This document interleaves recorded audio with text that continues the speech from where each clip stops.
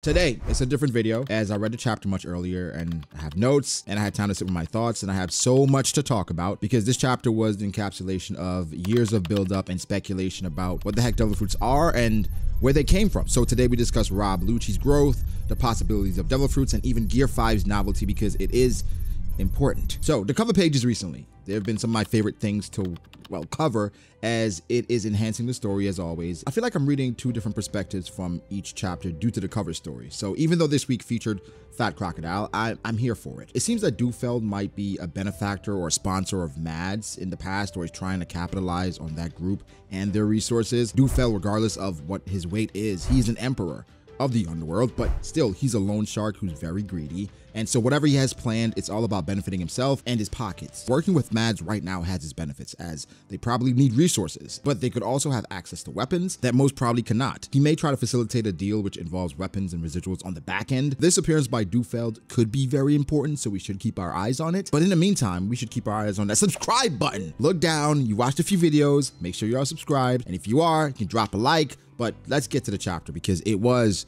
a very, very good one. Rob Lucci takes out Atlas, which leads to Luffy being upset, and we know how Luffy can be in these situations, mostly because of how people made him feel when they feed him. These people made him feel good, so it makes sense. I was a bit surprised at how quickly it escalated, but the pace of Egghead has been so superb, so no qualms here. I missed Rob Lucci's cheekiness, and it was welcomed, as Luffy's wondering what Rob Lucci is doing on a government island. It kind of reminded me of Punk Hazard with him and Smoker, where he's asking Smoker what he was doing there. But that's another thing about this arc, right? It's a very good buffet of arcs mixed together. It felt like Punk Hazard for a while, and now it's starting to feel like Sabaody. But Kaku being the voice of reason here is perfect for me, as he's one of my favorite CP9 agents, if not my favorite, but Rob Lucci was not hearing it. Plus, Kaku can't beat Rob Lucci, so he's left to kind of just asking him to stand down. And the best part of this chapter is Oda telling the audience that Luffy's a Yonko, but now in a different way. We're definitely used to people saying, oh my god, Luffy's a Yonko. How did he become a Yonko? But this time it's a bit different. Wanna know how? Oda in this chapter is breaking down the politics of these characters interacting. Luffy's a full-fledged Yonko of the seas. I know the Throne Wars have somewhat changed the perspective of the series, or even the abolishment of the Shichibukai system, but the balance is still very important to the Marines. They are tasked with preserving this peace, and this balance, and the Yonko, they're a huge part of that. Until they can overcome all of these strong entities, they must play nice. For the most part. We saw with Whitebeard how they took the opportunity for an all-out war and what was at risk. With just the comments and the politics of the One Piece world in this chapter, it makes me look at Marineford differently. The chance and risk that the Marines took to oppose Whitebeard was no small feat. They knew they'd risk losing valuable assets and disrupting the balance, but the world government in general can be pretty dumb, if not outright ridiculous, so sometimes I do question their decisions, but the politics of One Piece has always been peak. That entire scenario was set up for another round of Lucci versus Luffy, and honestly I couldn't be more satisfied with the outcome. I know this turned into a war of ideals and favorite characters in the comment section, as most assumed I guess Luffy would low diff or one-shot Rob Lucci, which is fair because Luffy has grown in numerous ways and is multiple times stronger. But we can't forget other characters can grow as well. No one is saying Rob Lucci can defeat Luffy, but showing growth on both sides was almost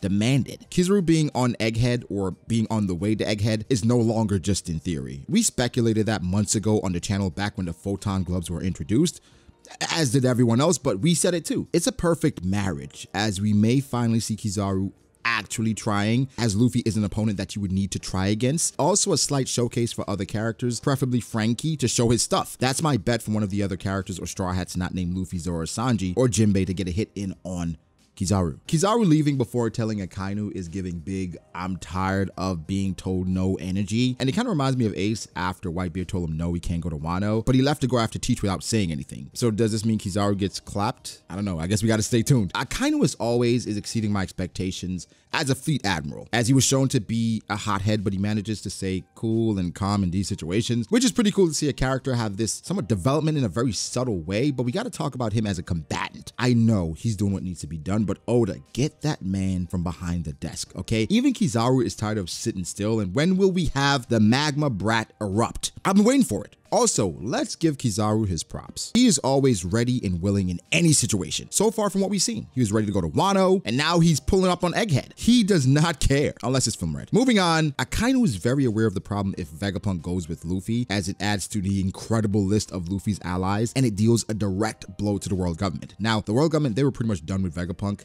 but I wonder if Akainu is aware of what happened in Lelouchia, I doubt it, because they don't tell him anything anyway. We know that they don't care about the Marines and their opinions, but I think that's part of the problem. These guys are so disconnected at times that they end up stepping on each other's toes or somewhat flat out sabotaging each other. I mentioned how detritus the world government has been so far, and this is another opportunity just to say that again. They also did mention that the plan was for Kizaru to go to Egghead anyway, so this means before the Straw Hats were even known to be there, he was gonna go. But why would Kizaru go? Was he someone to take charge of that facility? These are questions I need answers to. Now, who will Kizaru fight? For that, you gotta wait towards the end. I laugh at how carefree Luffy is, as it is his personality, and Gear 5 only amplifies it, but he does not care about the politics of everything. Or anything, and for today, Rob Lucci didn't either. We made some comparisons between Who's Who and Rob Lucci before, as Oda did, but it's clear Lucci is on a different level as he is a fully awakened Zoan, and the form is beautiful. There are a few things to touch on. First off, the mention that Zoan awakenings can overwhelm a user's mind. Shaka is somewhat saying that this is usually what happens, but Rob Lucci's overcoming that or leaning into it, which could explain Wano and the few awakenings we saw. Granted, okay, I'm not sure if we even saw any awakenings, but other than Luffy's,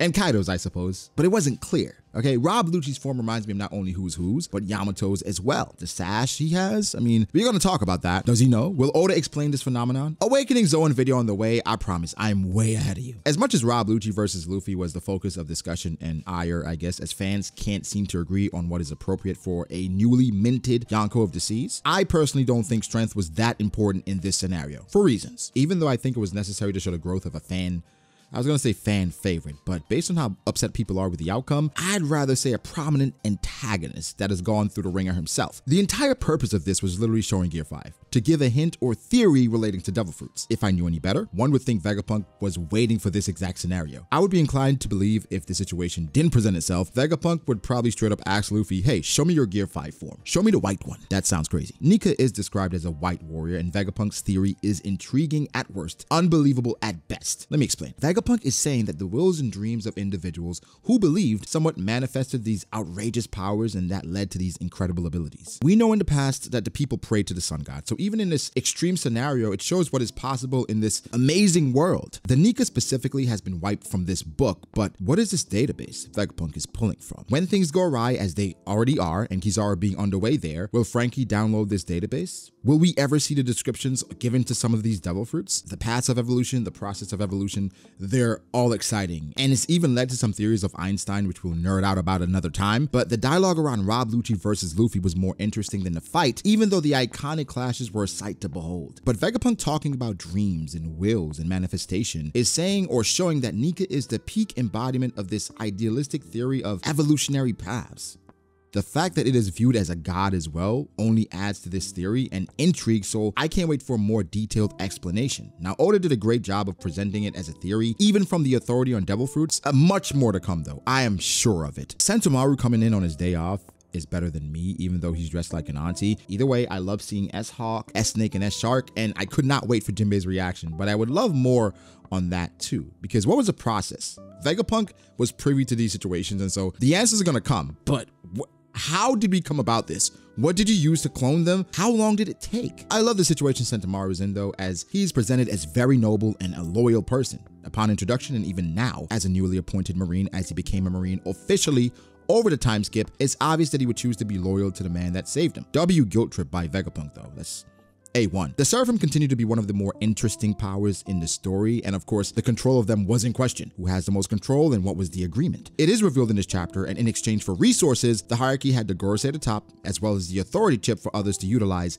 in time of need. Very smart. However, they cannot be controlled via transponder snail. Sentomaru being there makes things all the more interesting for sure, because he is someone that is directly tied to that. But Rob Lucci, taking him out and retaking control of the Seraphim was big-brained, and that makes the situation somewhat dire for the Straw Hats. Kizaru is underway, the Seraphim have turned against them, and we also have Rob Lucci fully awakened and ready to strike. Luffy can definitely handle Rob Lucci and then some, but what of S-Hawk and the others? Zoro is needed ASAP, but his placement at somewhat at the entrance of Egghead will possibly lead to him being the first to, well, engage with Kizaru. Remember I said I'd mention it at the end? Here's the end. The Sabaody vibes are strong with this one, but I see things going a bit differently. Could Zoro cut him the same way Rayleigh did when he tried to ignore him? But at the end, give me your top bets to fight against Kizaru, because I've seen theories about all the monster trio, but which one makes the most sense? Also, is anyone else worried about Sanji fighting a female cyborg? I have a video on the screen here if you guys want to check out when I talked about Frankie probably fighting against Kizaru and the use of the photon gloves and the potential, so click it right here if you're interested.